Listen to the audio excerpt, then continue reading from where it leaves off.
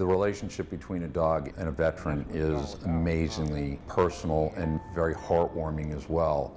For me, the moment came when I was at Arlington National Cemetery. We were just taking some photos.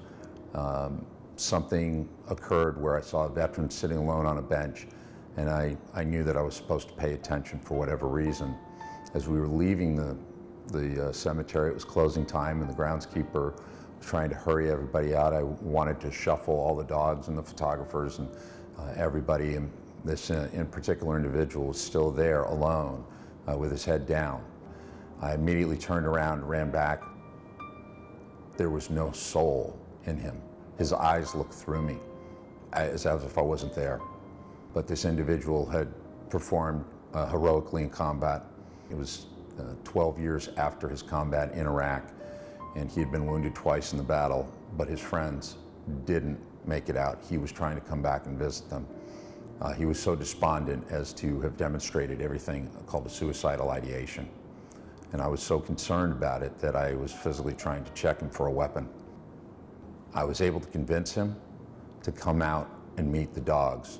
I brought him to the dogs, and he dropped to his knees, and he embraced a 9-month-old golden retriever by the name of Patsy.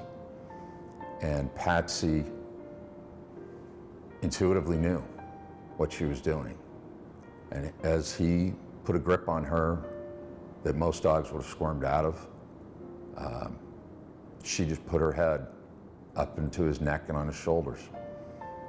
And a outpouring of emotions, tears, pain, for all the years that it had been there.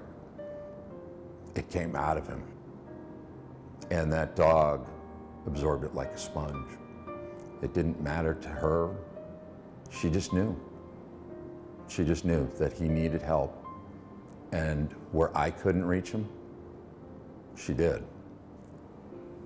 And after half an hour of this powerful scene unfolding, as all of us who witnessed it stood very reverently, we noticed that he'd come back, where I'd not seen his spirit, his soul.